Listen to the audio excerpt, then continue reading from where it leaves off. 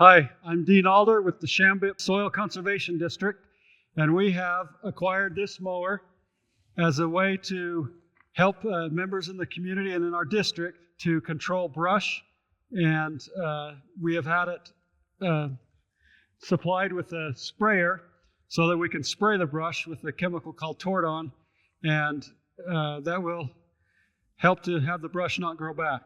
The purpose of this video is to help everyone become familiar with what to do as a reference out in the field. If you have questions, just go to this video and we're going to go over what to do and how to operate the mower.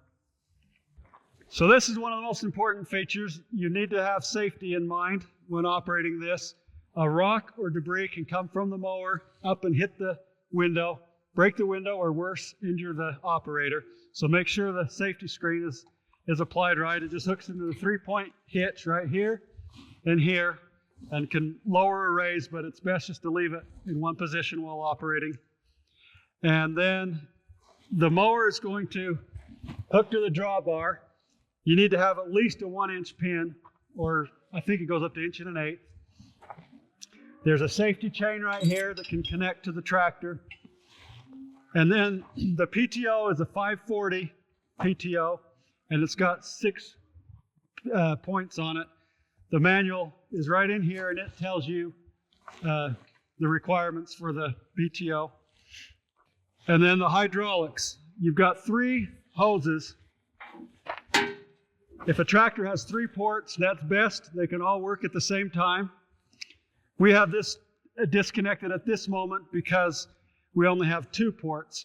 So right now, these 2 ports will lift each wing individually. The 3rd port will lift the mower up and down based on the height. So what we would have to do if you only have 2 ports like this tractor is just remove one and plug it in to get it up and down. There's also a light option for travel. This tractor is not equipped for this, but we don't anticipate any problems just going around this town. One more thing in travel is we have these wings. As you travel, they're going to be up. There's a safety pin right here that keeps them from going down, from losing pressure and falling down while you drive. They need to move between the places. When they're down, they go in this hole. When they're up, they go in here to keep the wings from falling down as you drive. Anytime that this wing is up, make sure the safety pin is in this chamber right here so that it can't fall. If you're even on the side of it, something could happen. It could lose pressure and fall on you. So for safety, anytime the wing's up, the pin's in. When you're lowering it, make sure everyone's out of the way. Now we're going to talk about all the moving parts on here need to be greased every 10 hours of operation. And there are a lot of moving parts. This whole side has grease zerks all along here. I think there's 6 of them. Everything that moves has to be greased. There's grease zerks all through here. Each of the tires has a grease zert. There's grease zerks here in each one, and the other side's the same. Up front, there's grease zerks. In all the drive lines, there's several grease zerks. We will provide a checklist of all the zerks and how many there are so that you make sure you get them all. But every 10 hours is what the manual calls for greasing. So for greasing up here, this drive line has several zerks. This plastic one that looks like a grease zert needs to be greased because this spins, the plastic spins around the PTO. And then this is a safety chain, or a chain that keeps this from just spinning and spinning and spinning. It holds it in place. I've got it clipped right here to this little bracket above the PTO. But inside the plastic, you can see through the holes. That's how you find the zerks that are below the plastic. But there'll be zerks in every U-joint all along here. Here, and here, and here.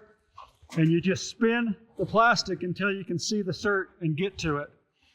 All these drive lines will have zerks, and the holes you spin to line up with the zert. This is one of the gearboxes. There's 3 of them. There's this one that splits the 2 lines. Then there's a gearbox on each of the wings. There's sight glass on them, and the sight glass will show an oil level. You have to make sure there's oil in there. This is the drive line.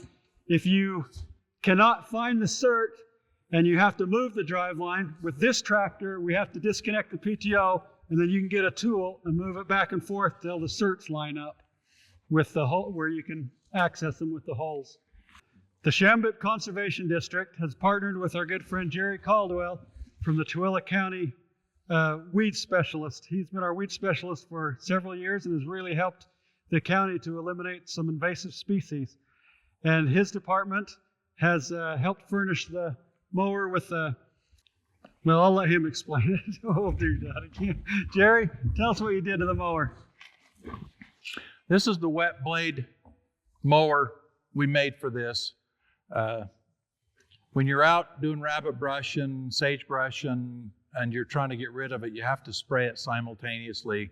You have about 10-minute window. And we found it's just as easy to put a tank on a mower to spray. So this is what we came up with. It's a self-contained sprayer, has its own battery, it has a solar charger, it has a toggle to take up in the cab with you that turns it off and on. It's a smooth tank, smooth round tank, so everything comes out the bottom. We did that on design to get rid of all the water. Most of the time you're doing this, it's going to be in the winter months where you haven't completely frozen, but you are freezing. The chemical to use is a restricted herbicide. The most common name is picloram. It is restricted and it requires a license to purchase it and spray it. Use your proper PPE with it, rubber gloves, whatever the label says to use, you're going to want to be sure and wear. You're going to fill up your tank. You have your control. There's a nozzle on the back here that's adjustable, a couple of clicks up and down. It'll shoot the whole entire path with one pass.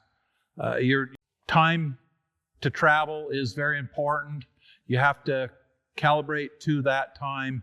It should be figured out before you get it to make sure you know what you're doing. You're going to go between probably 2.5 and 4 miles an hour while you're spraying. It will just turn on and off, turn that nozzle on, spray behind you after you cut it. The nozzle is a boomless nozzle. It has this small black thing on the back of this piece of hose here, and it will shoot 15 feet wide while you're spraying. There is a master power switch on the battery box here, so nothing will work until you have the switch turned on. Whenever you finish using everything, you want to make sure that the pressure is taken off before you do anything. Okay, this is the chemical that a lot of people will be using, is Tordon. This is the label that's on every jug. It'll tell you the do's and the don'ts. The most important thing about chemicals is to read the label. There is rules about using rubber gloves, any kind of safety equipment, PPE, protective equipment that you need to use. It's all in the label. Okay, now after you're done spraying, you've emptied your tank, you're going to put an RV antifreeze in this after you drain all the water out of it. So we've set this up to have 2 drains. This drain drains what's in this.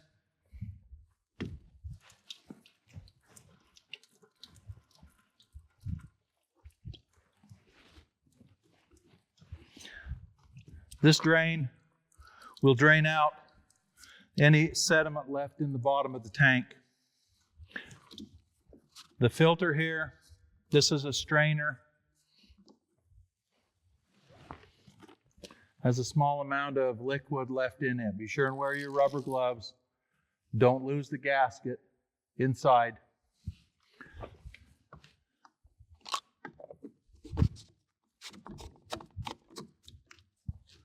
Then you'll pour your half a gallon of antifreeze in the tank. Turn it on, let it cycle, turn it back off, and then do the same thing again. Drain, drain, take the filter off, and drain it, and you're good for the evening.